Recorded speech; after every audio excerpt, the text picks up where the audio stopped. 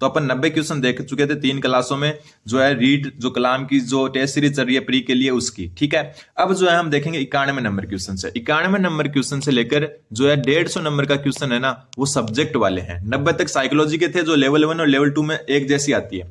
अब जो है यहाँ पर मैं आपको जो क्वेश्चन करवाऊंगा इस वीडियो में वो है SST के, और ये आपके जिसके भी हिंदी सब्जेक्ट है, जिसके भी इंग्लिश सब्जेक्ट है, जिसके भी संस्कृत सब्जेक्ट है, ठीक है, और जिसके SST खुद है उनके काम की क्लास है, ठीक है। और बाकी जो आपके साइंस मैथ होती है उनके 90 से 150 क्वेश्चन साइंस मैथ के आएंगे, और लेवल 1 वाले के जो है ना 90 से 150 क्वेश्चन आएंगे, जो 60 क्वेश्चन आपके, वो तो एक तो EVS एनवायरमेंट स्टडी और दूसरे आएंगे मैथ के, ठीक है। पहले हम SST वाला पेपर देखेंगे जो है माइनर टेस्ट 1, और उसके ये क्लासें पूरी होती है आप जो है साइंस मैथ के भी मैं करवा दूंगा। मैं खुद 3rd grade science math clear कर चुका, फाइनल सिलेक्शन ले चुका, और वर्तमान में मैं 2nd ग्रेड मैथ का टीचर हूं, तो मैं आपको जो है ये भी करवा दूंगा। अब ये सोचोगे SST वाले सोचेंगे कि आप तो मैथ के टीचर हो तो ये कैसे करवाओगे SST, तो मैं बता दूं आपको कि ये जीके है, और जीके भी अच्छे तरीके से पढ़ा हुआ है मेरा, तो अभी क्लास देखोगे तो आपको ऐसा बिल्कुल फील नहीं होगा कि मैं मैथ का टीचर हूं। तो ध्यान रखना SST किस किस की आएगी, हिंदी, इंग्लिश, संस्कृत और SST वालों के 60 नंबर की SST आएगी पात्रता परीक्षा में। तो चलो शुरू करते हैं आज का पहला क्वेश्चन, क्वेश्चन नंबर 91 कि निम्नलिखित में से अनुप्रस्थ बालुका स्तूप के प्रकार हैं। तो देखो बालुका स्तूप 2 प्रकार के होते हैं, एक तो होता है अनुदैर्घ्य, ठीक है, और एक होते हैं अनुप्रस्थ। अनुदैर्घ्य कौन से होते हैं, जो वायु के समांतर होते हैं, वायु के साथ साथ बनते हैं, वायु के क्या होते हैं, समांतर होते हैं, ये तो होते हैं आपके अनुदैर्घ्य, ठीक है। अनुप्रस्थ कौन से होते हैं, जो वायु के लंबवत होते हैं, वायु के लंबवत, लंबवत का मतलब हो गया समकोण में, किसमें, समकोण में, तो ध्यान रखना, ठीक है। वायु के जो लंबवत होते हैं वो तो होते हैं अनुप्रस्थ, और वायु के समांतर होते हैं वो होते हैं आपके अनुदैर्घ्य। तो यहां पर ये पूछा कि अनुप्रस्थ बालुका स्तूप कौन सा इनमें से, तो देखो सबसे पहली बात करें सिफ की, तो सिफ जो होता है वो आपका अनुदैर्घ्य होता है, ठीक है, वायु के समांतर बनता है, ये आपको याद रखना ही पड़ेगा। रेखीय, रेखीय का मतलब ही साफ क्लियर हो रहा है कि ये अनुदैर्घ्य है, रेखीय मतलब वायु के साथ साथ बन रहा है, और वायु के साथ बन रहा है तो ये भी क्या है, अनुदैर्घ्य। बरखान जो अर्धचंद्राकार होते हैं, क्या होते हैं, अर्धचंद्राकार जो बालुका स्तूप होते हैं, चंद्राकार, तो अर्धचंद्राकार जो होते हैं ये होते हैं आपके अनुप्रस्थ। ध्यान रखना बरखान खास करके जो है सबसे फेमस है, तो इसका ध्यान रखना ये अनुप्रस्थ होता है, और जो पैराबोलिक है वो भी क्या होता है, अनुप्रस्थ होता है, ठीक है। दोनों क्या बनते हैं, ये वायु के लंबवत बनते हैं। तो 3 और 4 जो है वो आपके अनुप्रस्थ हैं, तो ऑप्शन नंबर 3 व 4 क्या हो गए, अनुप्रस्थ, और 1 और 2 क्या हो गए आपके अनुदैर्घ्य, ठीक है, ध्यान रखना। अगला question, question number 2 number question बोल रहा है आक्कल व ब्रह्मसर के समुद्री निक्षेप किस काल के हैं। सबसे पहले आक्कल और ब्रह्मसर है कहां, ये दोनों जगह आपकी जैसलमेर में, कहां पर है, जैसलमेर में, ठीक है। और आपने जो नाम सुना होगा आक्कलवुड जीवाश्म पार्क, ठीक है, आक्कलवुड जीवाश्म पार्क, और यहां से जो है डायनासोर के भी अवशेष मिले हैं, किसके अवशेष, डायनासोर के। और अगर आपने थोड़ी बहुत जो है मूवी वगैरह देखी है तो आपको पता है जो डायनासोर का जो काल था ना वो किस काल का था, तो जुरेसिक काल का। कौन सा काल, जुरेसिक। तो ध्यान रखना आक्कल और ब्रह्मसर जो जैसलमेर में जगह है वहां पर जो समुद्री निक्षेप मिले ना वो आपकी जुरेसिक काल के हैं, डायनासोर वाला काल, ठीक है। और आक्कलवुड जीवाश्म पार्क इसके बारे में भी सुना होगा, ये राष्ट्रीय मरु उद्यान जो जैसलमेर में उसमें स्थित है, राष्ट्रीय मरु उद्यान में, ठीक है। तो ये ध्यान रखना, ये जो है जुरेसिक काल के हैं। अगला question, question number 93 number question बोल रहा है निम्नलिखित में से असुमेलित युग्म को चयन करना है। इधर पर्वत चोटी दी है, इधर ऊंचाई दी हुई है, ये ऊंचाइयां आपको याद रखनी ही पड़ेगी, ठीक है, क्योंकि आप SST का पेपर दे रहे हो, जीके का नहीं दे रहे, ठीक है। तो ध्यान रखना, सबसे पहले आती है शेर, तो जो शेर चोटी है उस जो है ये पहली बात तो है कहां पर, तो ये है सिरोही में, और अरावली की दूसरी सबसे ऊंची चोटी है गुरु शिखर के बाद में, और फिर है ये 1597, ठीक है, ये तो बिल्कुल सही है, 1597 मीटर ऊंची है शेर। फिर आती है लीलागढ़, लीलागढ़ जो चोटी आपकी है उदयपुर में, कहां पर, उदयपुर में, और ये आपकी 874 मीटर ऊंची है, 920 नहीं है, कितनी, 874, तो ये क्या हो गई, गलत। फिर आती है तारागढ़, तारागढ़ आपको पता है कहां पर है, अजमेर में, मध्य अरावली का भाग है ये, और ये 873 है, तो ये भी बिल्कुल सही है। फिर है बाबाई, बाबाई जो चोटी है ये आपकी है झुंझुनू में, कहां पर है, झुंझुनू में, और ये आपकी जो है 780 मीटर ऊंची है, तो बिल्कुल सही है। पूछा क्या था, असुमेलित, तो 3 तो सुमेलित है, पहला, तीसरा, चौथा, दूसरा असुमेलित है, तो जो उत्तर हो जाएगा हो जाएगा आपका लीलागढ़, क्योंकि ये क्या है 874 मीटर ऊंची है। अगला क्वेश्चन, क्वेश्चन नंबर, ये देखो याद रखने पड़ेंगे आपके, क्वेश्चन नंबर 94। अब देखो क्वेश्चन 94 देखो क्या बोल रहा है, होर्स सू प्रकार की पहाड़ियां स्थित है, हॉर्स शू मतलब क्या हो गया, घोड़े की नाल के आकार की, घोड़े के नाल के आकार की। अब तो समझ में आ गया होगा, घोड़े के नाल के आकार की। तो घोड़े के नाल के आकार की, घोड़े का नाल होता है पैर में, होता है घोड़े के चंद्राकार टाइप से होता है, ठीक है। तो हॉर्स शू प्रकार की पहाड़ियां है, तो ध्यान रखना रामगढ़ में, और रामगढ़ है 12 में, ध्यान रखना 12 के रामगढ़ में जो है हॉर्स शू या घोड़े के नाल के आकार की पहाड़ियां पाई जाती है। और ये अरावली का भाग नहीं है, ये किसका भाग है, ये हाड़ौती प्रदेश का भाग है। राजस्थान के हाड़ौती प्रदेश या पठारी जो प्रदेश है ना, उसका भाग है, हाड़ौती के पठार का भाग है, ध्यान रखना। तो हॉर्स शू प्रकार की पहाड़ियां अरावली का भाग नहीं है, और ये रामगढ़ 12 में पाई जाती है, और हाड़ौती के प्रदेश जो है हाड़ौती पठार है ना, उसका भाग है। अगला क्वेश्चन, क्वेश्चन नंबर 95 क्वेश्चन क्या बोल रहा है कि राजस्थान में निम्न में से कौन से जिले मुख्यतः बीहड़ प्रभावित हैं। तो देखो बीहड़ होते क्या है, जो चंबल नदी के आसपास का जो इलाका ना, चंबल नदी के जो आसपास का एरिया जहां पर पहले डाकू निवास करते थे कई टाइम में, उसको बीहड़ कहते हैं, और इसको डांग भी कहते हैं, ध्यान रखना क्या कहते हैं, डांग। तो ये दोनों नाम एक ही है, बीहड़ और डांग। जो चंबल नदी है ना, उसके आसपास का क्षेत्र मतलब एक सा मतलब जंगल वगैरह था, और बहुत घना क्षेत्र था जहां डाकू निवास करते थे कई टाइम पहले, ठीक है, उसको बीहड़ कहते हैं। और बीहड़ जो चंबल नदी के प्रवाह क्षेत्र में ही होंगे, आपको पता है। तो चंबल नदी देखो बांसवाड़ा, डूंगरपुर, प्रतापगढ़ से तो जाती नहीं है, टोंक करौली जो है, यहाँ टोंक आता नहीं है चंबल नदी में, ठीक है। और ये जो है यहाँ पर जो है झालावाड़ नहीं आता। तो बचा क्या, ऑप्शन नंबर 1 कोटा, सवाईमाधोपुर, धौलपुर, और इसके साथ जो है करौली भी आती है। कौन सा, करौली। करौली को कहते हैं डांग की रानी, ठीक है, बीहड़ की रानी किस कौन सी है, करौली। तो ध्यान रखना कोटा, सवाईमाधोपुर, धौलपुर और करौली, ये 4 जिले मुख्यतः भीड़ प्रभावित है, बीहड़ प्रभावित है।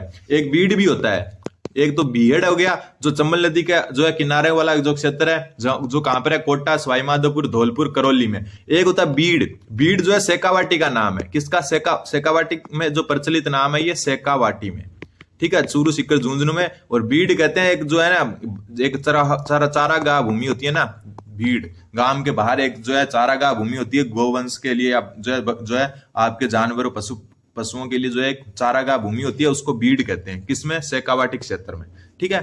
तो दोनों में अंतर भी पता होना चाहिए। फिर आती है आपके क्वेश्चन नंबर 96, अधोलिखित में से अजमेर में स्थित दर्रा नहीं है। दर्रे क्या होते हैं कि मान लो कि पहाड़ी क्षेत्र है, उसके बीच में एक जैसे कोई छोटा सा जो जगह होती है जाने के लिए, ठीक है। मान लो कि ऐसे जो है पहाड़ियां चढ़ रही है और अचानक ये पहाड़ी नीचे आती है, फिर वो वापस ऊपर जाती है, तो यहां से क्या करती है सरकार या जो है रोड बना देती है, और इसी को दर्रा कहते हैं, जो एक को जोड़ता है दूसरे शहर से।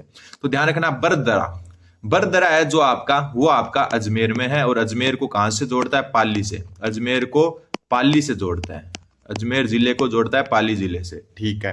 कमली घाट राजसमंद में है, कहां पर है, राजसमंद में, ठीक है।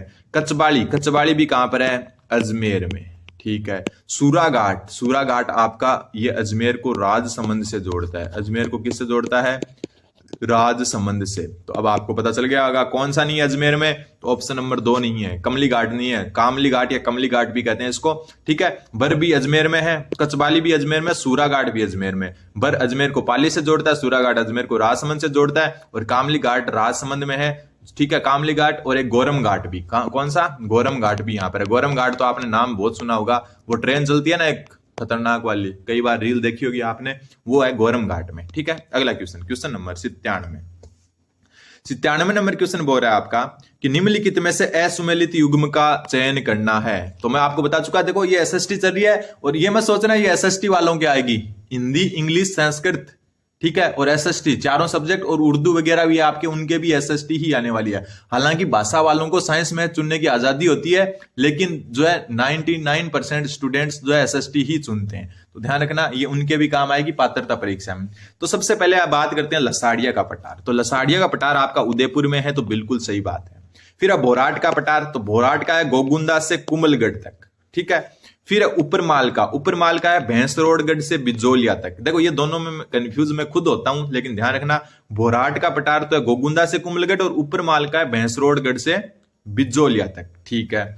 फिर आता है पोतवार का पठार चित्तौड़गढ़ में नहीं है, पोतवार का पठार है आपका अलवर में। कहां पर, अलवर में ना, एकदम ही ऊपर ले गए सीधा। तो पोतवार का पठार कहां पर है आपका, अलवर जिले में। तो ऑप्शन जो है 4 इसका सही उत्तर हो जाएगा। कुछ गलतियां हो जाए ना तो आप जरूर कमेंट करके बता दें कि सर आपने ये चीज गलत बता दी, ठीक है, क्योंकि कई बार गलतियां हो जाती है, पता नहीं चलता। तो पोतवार का पठार आपका अलवर जिले में है, बाकी लसाड़िया उदयपुर में सही है, बोराट का गोगुंदा से कुंभलगढ़ और ऊपरमाल का भैंसरोडगढ़ से बिजोलिया, लेकिन पोतवार का चित्तौड़गढ़ में ना होकर कहां पर है, अलवर में। और असुमेलित पूछा था तो ऑप्शन नंबर 4 क्या हो गया इसका, असुमेलित हो गया। अगला question, question number 98 number question क्या बोल रहा है कि निम्नलिखित है उनमें से किस जिले में अरावली के साथ साथ विंध्य कर्म के उच्चावच स्वरूप भी विद्यमान है। तो आपको पता ही है कि जो भारत है उसमें, जो राजस्थान है उसमें तो अरावली है, बाकी जो मध्य प्रदेश जो अरावली जहां से खत्म होती है ना, वहां से जो है चलती है विंध्याचल पर्वत, और वहां से एक तरफ से आती है सतपुड़ा। ठीक है, ये तीन मुख्य जो है उत्तर भारत की, या फिर कह सकते हो मध्य या उत्तर भारत की जो मुख्य श्रेणियां, अरावली, एक विंध्याचल और एक सतपुड़ा।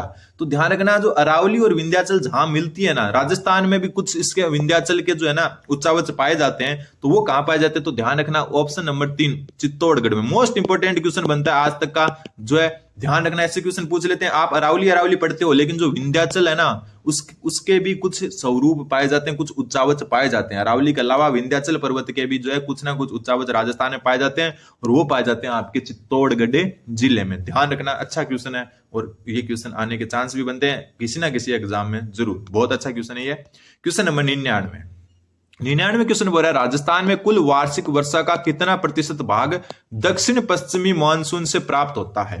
क्वेश्चन है, राजस्थान में कुल वर्षा का कितना प्रतिशत। ठीक है, तो देखो उत्तर होगा इसका 90 से 95%। मतलब जो जून से सितंबर तक अपना मानसून चलता है ना, जिसको हम जून से सितंबर जो अपन मानसून करते हैं, उसका असली नाम क्या होता है, दक्षिण पश्चिमी मानसून।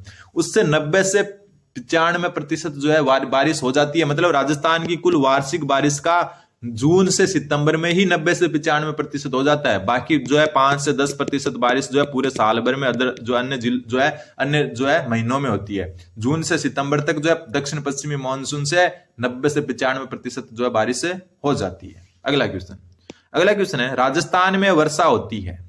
देखो राजस्थान में वर्षा जो है शीतोष्ण कटिबंधीय चक्रवातों से होती है, तो बिल्कुल होती है। भूमध्य सागरीय जो है उनसे भी होती है। ठीक है, मानसून की अरब शाखा से होती है, हाँ कम होती है लेकिन होती है। ठीक है, मानसून की बंगाल की खाड़ी शाखा से सर्वाधिक वर्षा होती है राजस्थान में। ध्यान रखना, क्वेश्चन ये भी पूछा जा सकता है, अपने भले ही अरब सागर पास में पड़ता है, अरब सागर अपने पास में पड़ता है, बंगाल की खाड़ी अपने बहुत दूर पड़ती है राजस्थान से, लेकिन राजस्थान में सर्वाधिक वर्षा जो है बंगाल की खाड़ी की शाखा से होती है। क्यों? क्योंकि अरब सागर वाली भले ही जो है पास में पड़े, लेकिन जैसे जो है ये राजस्थान का जैसे मैप है ना, ऐसे मैं एक थोड़ा सा रफली मैप बना देता हूं। 1 मिनट, सही नहीं बना।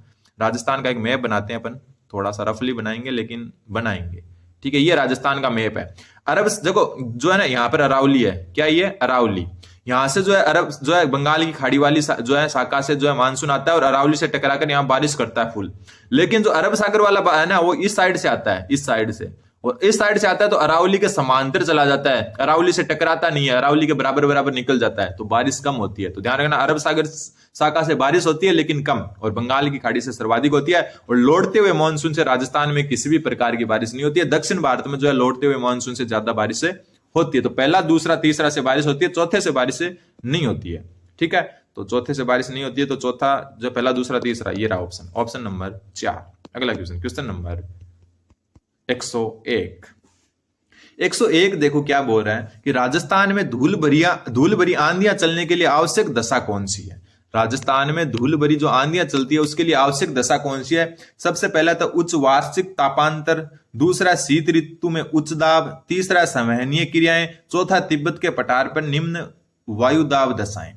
तो देखो इसमें जो है ये क्वेश्चन थोड़ा सा ध्यान से देख लेना। सबसे पहला उच्च वार्षिक तापांतर, इसका कोई लेना देना नहीं है, क्योंकि आंधियां जो है पूरे वर्ष भर नहीं चलती है अपने, आंधियां सिर्फ जो है अपने अप्रैल के लास्ट में, मई जून में चलती है। और राजस्थान के उत्तरी जो राजस्थान है, उत्तर पश्चिम राजस्थान, वहां तो फुल आंधियां चलती है। ठीक है, शीत ऋतु में उच्च दाब, तो ये भी कोई नहीं है, शीत ऋतु में तो वैसे भी आंधियां नहीं चलती है, तो ये दोनों तो गलत हो गए। फिर संवहनीय क्रियाएं, ये इसका सही उत्तर होगा। ठीक है, संवहनीय क्रियाएं क्या होती है, उष्मा का स्थानांतरण होता है ना, जो वायु ठंडी गर्म होना। ठीक है, वायु ठंडी गर्म होना, उच्च दाब निम्न दाब बनना, तो ये सारी चीजें है ना, संवहनीय जो क्रियाएं होती है ना, वो जो है राजस्थान में आंधी के लिए जो है उत्तरदायी है, इंपोर्टेंट बनता है, लिख लेना। ठीक है, संवहनीय क्रियाएं राजस्थान में धूल भरी आंधियों के लिए जो है आवश्यक दशा पैदा करती है। और संवहनीय क्रियाओं का मतलब है उष्मा का स्थानांतरण, उच्च दाब निम्न दाब, वायु का गर्म होना ठंडा होना, ये सारी संवहनीय क्रियाएं। ठीक है, इससे जो है धूल भरी आंधियां चलती है।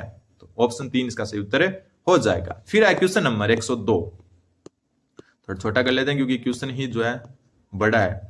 यहाँ क्वेश्चन क्या बोल रहा है, देखो, राजस्थान के जलवायु के संबंध में निम्न में से असत्य कथन बताना है। जो राजस्थान की जलवायु दी है उसके में असत्य कथन बताना है आपको कि राजस्थान में होने वाली वर्षा का स्वरूप उच्चावचों से प्रभावित होता है। बिल्कुल सही है। उच्चावच क्या होते हैं? वही पर्वत पहाड़ियां, ठीक है। राजस्थान में कौन, अरावली है जैसे, ठीक है, मरुस्थल है, कोई आकर्षित करता है वर्षा को, कोई रोकता है, तो ये सारे उच्चावच कहलाते हैं, ठीक है। तो राजस्थान में होने वाली जो वर्षा का स्वरूप है वो उच्चावचों से प्रभावित होगा। ध्यान रखना, देखो मौन जो है वर्षा होती है ना, वो अक्षांशों से भी प्रभावित होती है, ठीक है। अक्षांशीय स्थिति से, देशांतरीय स्थिति से भी प्रभावित होती है, उच्चावचों से भी प्रभावित होती है, और इसके अलावा जो है ना, आप समुद्र से दूरी है उससे भी प्रभावित होती है, समुद्री दूरी से भी प्रभावित होती है कि जो है राजस्थान समुद्र से कितना दूर है। तो ये सारे जो है वर्षा को प्रभावित करते हैं। फिर है समुद्र से दूरी की अधिकता के कारण मानसूनी हवाओं की नमी कम हो जाती है। देखो ये बात आ गई, तो ये भी बिल्कुल सही है। मैंने ऊपर ही बता दिया है कि जो है समुद्री दूरी से भी प्रभावित होती है, ठीक है। क्यों प्रभावित होती है? क्योंकि मानसूनी हवाएं समुद्र से उठती है और राजस्थान तक पहुंचते पहुंचते बंगाल की खाड़ी कहाँ है, राजस्थान कहाँ है, तो उसमें नमी कम हो जाती है थोड़ी। तो ये भी बिल्कुल एकदम सही बात है। फिर देखो, अरब सागर की ओर से आने वाली मानसूनी हवाएं अरावली के समकोण पर टकराकर रुक जाती है, इसलिए वर्षा नहीं कर पाती।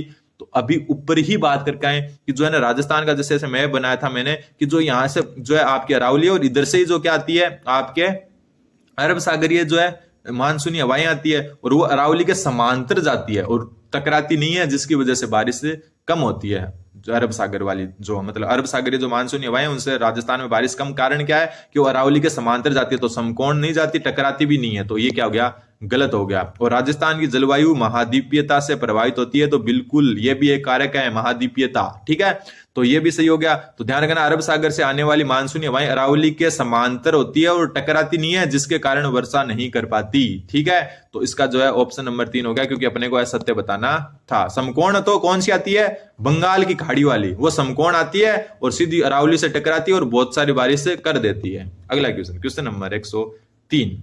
अब देखो ये क्वेश्चन बहुत अच्छा क्वेश्चन है, थोड़ा सा आपको भ्रम में डाल सकता है कि राजस्थान में उप आर्द्र जलवायु कहां पाई जाती है। तो देखो ये आपका अरावली है, ठीक है, ये अरावली है राजस्थान में। ऐसे जो है राजस्थान का मैप भी बना लेते हैं, थोड़ा रफली बनाएंगे क्योंकि ऐसा ही बनेगा अपने से।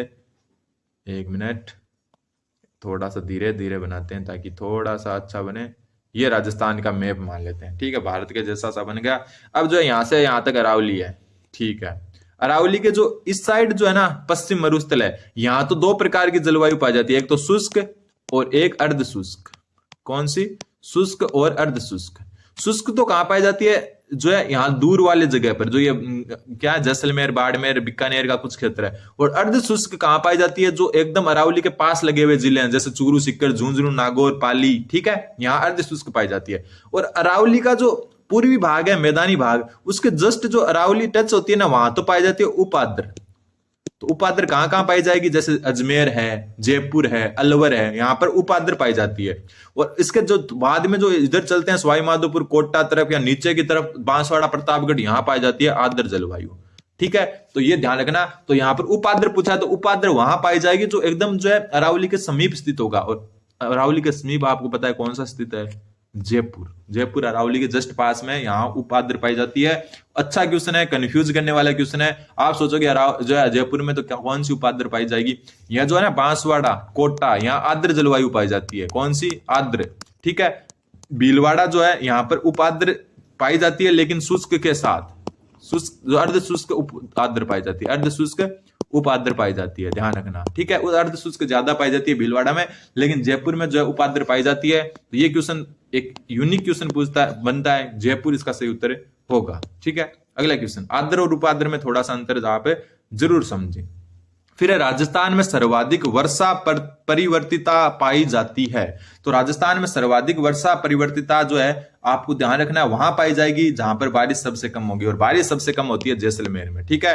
सबसे कम वर्षा परिवर्तिता कहां पाई जाएगी? तो झालावाड़ में पाई जाएगी, ठीक है। सबसे कम वर्षा जो है प्रतिवर्तिता है ना, वो कहां पाई जाएगी? झालावाड़ में। सबसे कम मतलब वर्षा में परिवर्तन जो है झालावाड़ में होगा, और सबसे ज्यादा सबसे कम वाले स्थान पर, तो कहां पर सबसे कम बारिश कहां होती है? जैसलमेर में। तो ध्यान रखना, सबसे जो सर्वाधिक वर्षा परिवर्तिता जैसलमेर में, सबसे कम वर्षा परिवर्तिता झालावाड़ में, ठीक है। अगला क्वेश्चन, क्वेश्चन नंबर 105।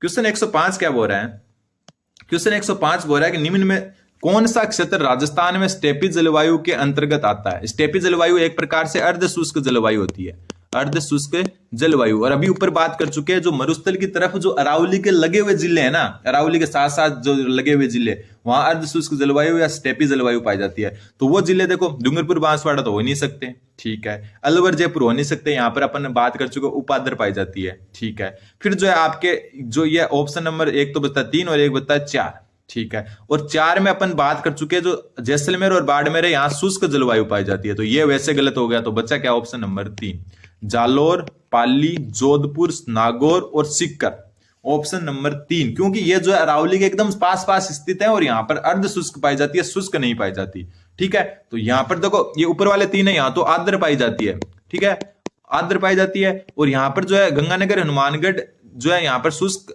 और जो है अर्ध शुष्क पाई जाती है दोनों में, लेकिन जैसलमेर बाड़मेर में शुष्क पाई जाती है।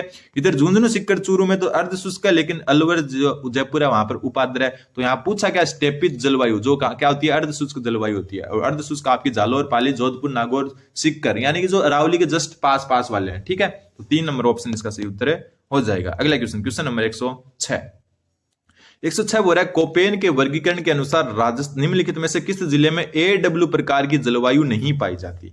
तो सबसे पहले हम कोपेन की बात करें तो कोपेन ने जो है ना अपना वर्गीकरण दिया था ना, कोपेन ने वो दिया था 3 चीजों पर।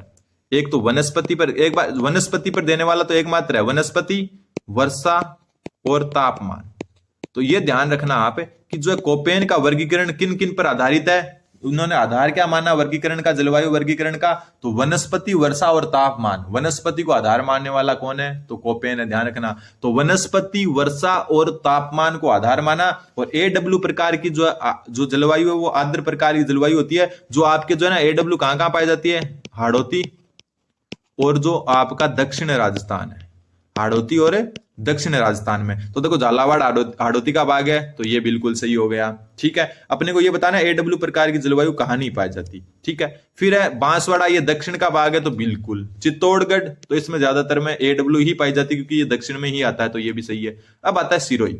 सिरोही में माउंट आबू को छोड़ देना तो बाकी सिरोही सारा का सारा जो है आपका जो है मतलब माउंट आबू वाले एरिया को छोड़ दें तो रेगिस्तानी इलाके में भी आता है और अरावली में भी आता है। तो यहाँ पर जो आपकी पाई जाती है वो पाई जाती है BSHW, ठीक है, ठीक है। BSHW सर्वाधिक क्षेत्र में भी यही पाई जाती है। तो ध्यान रखना AW जो है आपकी हाड़ौती और दक्षिण भाग में पाई जाती है, तो झालावाड़ हाड़ौती का हो गया, बांसवाड़ा और चित्तौड़गढ़ दक्षिणी भाग के हो गए। सिरोही भले ही माउंट आबू में अच्छी खासी पाई जाती है, लेकिन माउंट आबू अकेले से नहीं होता, पूरा जिला देखा जाता है। और पूरे जिले के हिसाब से देखें तो इसमें BSHW यानी कि अर्ध शुष्क जलवायु पाई जाती है। और कोपेन ने जो वर्गीकरण दिया था उसमें वनस्पति, वर्षा और तापमान को जो है आधार माना था। तो कोपेन के AW कहां नहीं पाई जाती, तो सिरोही में, क्यों, क्योंकि यहां पर पाई जाती है BSHW, ठीक है। और जो जैसलमेर बाड़मेर है वहां पाई जाती है BWHW, ठीक। अगला क्वेश्चन, क्वेश्चन नंबर 107। अब है नदियों से क्वेश्चन, ठीक है। नदियों से जो महत्वपूर्ण क्वेश्चन बनते हैं वो है आपके, सबसे पहला क्वेश्चन है क्वेश्चन नंबर 107, निम्न में से कौन सी नदी का उद्गम राजस्थान से होता है, ठीक है। कल ही मैं सेकंड ग्रेड की क्लास बना रहा था तो उसमें मैंने बताया था कि जो ये नदियां पढ़ा रहा था और मैं उनको यही बात बोला था कि क्वेश्चन ऐसा भी बन सकता है निम्नलिखित में से कौन सी नदी का उद्गम राजस्थान से होता है या राजस्थान से नहीं होता, और वही क्वेश्चन आपके सामने। तो देखो सबसे पहले काली सिंध नदी की बात करते हैं। काली सिंध नदी जो है इसका उद्गम होता है MP में, मध्य प्रदेश में देवास जो जगह है वहां पर, उसके निकट एक गांव है बागली गांव, वहां से होता है। कौन से गांव से, बागली गांव से। तो ये ध्यान रखना है। तो काली सिंध तो राजस्थान से नहीं होता। फिर आती कुन्नू नदी। कुन्नू नदी जो है इसका MP की गुना जो है ना, गुना जगह है वहां से होता है, ये भी मध्य प्रदेश से होती है, ठीक है। फिर आती है आपकी पार्वती। पार्वती नदी भी MP से जो है इसका उद्गम होता है, और MP में कहां से होता है, सेहोर की पहाड़ियों से, सेहोर की पहाड़ियों से, सेहोर की पहाड़ियों से होता है, ठीक है। तो बची कौन, आलनिया नदी। तो आलनिया नदी जो है राजस्थान से ही इसका उद्गम है। हालांकि ये जो ऊपर वाली जो है ना काली सिंध, कुन्नू और पार्वती, ये सारी चंबल की सहायक नदियां, आलनिया भी चंबल की ही सहायक नदी है। और जो ऊपर वाली जो ये 3 बची हुई है ना, 1, 2 और 4 वाली नदी, ये जो है राजस्थान में बहती है, लेकिन इनका उद्गम जो है ना वो MP से होता है। लेकिन आलनिया नदी का उद्गम होता है झालावाड़ से, और ये कोटा में जो है चंबल नदी में आकर गिरती है। इसका उद्गम कहां से होता है, झालावाड़ से। आलनिया जो है नदी है वो झालावाड़ से उद्गम होता है इसका, और कोटा में जो है ये चंबल नदी में गिरती है। तो ऑप्शन 3 इसका सही उत्तर हो जाएगा। अगला question, question number 108। 108 number question बोल रहा है राजस्थान में अफवाह क्षेत्र की दृष्टि से सही आरोही क्रम, आरोही यानी बढ़ता क्रम। तो ध्यान रखना राजस्थान में जो है सबसे जो है ज्यादा बनास नदी का है, सबसे जो बड़ा अफवाह क्षेत्र है वो बनास नदी का है। तो बनास सबसे बड़ा होगा, तो ये दो ऑप्शन तो चले गए। ठीक है, फिर जो दूसरे नंबर पर आती है वो आपकी आती है लूनी नदी। ठीक है, दूसरे नंबर पर कौन आती है? लूनी नदी। ठीक है, आपने नाम ऐसा सोच रहा होगा लूनी नदी तो बेकार है, लेकिन लूनी नदी जो है राजस्थान की दूसरी सबसे बड़ी नदी है। ठीक है, देखो चंबल नदी जो है सबसे बड़ी नदी है, लेकिन राजस्थान में नहीं है। इसका प्रवाह क्षेत्र राजस्थान में सिर्फ 135 किलोमीटर ही है राजस्थान में, और बनास का 480 किलोमीटर है। ठीक है, तो सबसे ज्यादा अपवाह क्षेत्र है बनास का, फिर आता है लूनी का नाम नंबर, फिर आता है चंबल, और फिर आती है माही। तो ऑप्शन जो है एक इसका सही उत्तर है, हो जाएगा। सबसे कम माही, फिर चंबल, फिर लूनी, फिर बनास। तो सबसे अधिक किसका? बनास का, फिर लूनी, फिर चंबल, फिर माही। तो ऑप्शन जो है एक इसका सही उत्तर है, हो जाएगा। अगला क्वेश्चन 109 नंबर। 109 नंबर क्वेश्चन बोला निम्नलिखित में से कौन सी नदी केमिकल रिवर, रासायनिक नदी के नाम से भी जानी जाती है? मतलब जहां मछलियां ही नहीं पाई जाती, मछलियां मर गई हो जहां पर, मतलब केमिकल रिवर। तो केमिकल जो रिवर है वो देखो, सबसे पहले तो देखो बांडी, सूकड़ी, मीठड़ी, गुइया, ये सारी की सारी लूनी नदी की सहायक नदियां हैं। ठीक है, लूनी नदी की सहायक नदी है, और इसमें जो केमिकल रिवर है वो बांडी नदी है, और बांडी नदी पाली जिले से निकलती है। ध्यान रखना, जोधपुर पाली में बहते हुए ये लूनी नदी में गिरती है, और राजस्थान में 3 बांडी नदियां पाई जाती है। ठीक है, एक ही बांडी नदी नहीं है, राजस्थान में 3 बांडी नदियां पाई जाती है। तो ध्यान रखना, ये केमिकल जो रिवर वाली जो नदी है ये आपकी लूनी की सहायक नदी है ना, वो बांडी नदी है। ठीक है, और यह जो है आपकी पाली में पाई जाती है, पाली में मतलब इसका उद्गम होता है। अगला क्वेश्चन, तो बांडी नदी केमिकल रिवर कहलाती है। अगला क्वेश्चन 110 नंबर क्वेश्चन, निम्नलिखित में से कौन सा नदी संबंधित जिला सुमेलित नहीं है? तो देखो कांकणी नदी, कांकणी नदी जैसलमेर में बिल्कुल, और ये जो है भुज झील में जाकर गिरती है। कौन सी झील में? भुज झील। ठीक है, मतलब कांकणी नदी जो है भुज झील बनाती है जैसलमेर में। ठीक, फिर जो बात आती है ईरू, ईरू है ये प्रतापगढ़ में, और ये माही नदी की सहायक नदी है। किसकी? माही की। तो ये भी सही है। सरस्वती नदी ये अजमेर में है, तो ये भी बिल्कुल सही है, और ये जो है आपकी लूनी नदी में गिरती है। लूनी या सागरमती में कह सकते हो आप, लूनी को अजमेर में सागरमती के नाम से जानते हैं। तो लूनी नदी में कौन सी? सरस्वती सहायक नदी है इसकी। फिर है वात्रक नदी, वात्रक नदी जो है ना आपकी बांसवाड़ा में नहीं है, ये डूंगरपुर में। कहां पर? डूंगरपुर में। और वात्रक है आपकी साबरमती की सहायक नदी। किसकी? साबरमती की। तो अपने को असुमेलित पूछा था, तो ऑप्शन 4 असुमेलित हो गया, क्योंकि ये बांसवाड़ा ना होकर क्या होगा? डूंगरपुर। ठीक है, और वात्रक जो है साबरमती नदी की सहायक नदी है। अगला क्वेश्चन, क्वेश्चन नंबर 111। 111 में भी आपको वही पूछा है, असुमेलित बताना है। तो असुमेलित कौन सा होगा? देखो इस तरफ जो है आपके बांध, और इस तरफ जो है जिले दिए हुए हैं। तो टोरडी सागर बांध टोंक, तो ये बिल्कुल सही है। जाखम बांध प्रतापगढ़, बिल्कुल माही नदी की सहायक नदी जाखम नदी। फिर ओराई बांध, ओराई बांध आपका 12 में ना होकर कहां पर है? चित्तौड़गढ़ में। कहां पर है? चित्तौड़गढ़ में। तो ये क्या हो गया? गलत। बांकली बांध, बांकली बांध सूकड़ी नदी पर है। ठीक है, सूकड़ी नदी पर है, और कहां पर है? जालोर में। तो ये भी क्या है? बिल्कुल सही है। तो ऑप्शन जो है पूछा था असुमेलित युग में, तो असुमेलित कौन सा हो गया? असुमेलित हो गया आपके ऑप्शन नंबर 3। क्यों? क्योंकि ये कहां पर है? चित्तौड़गढ़ में।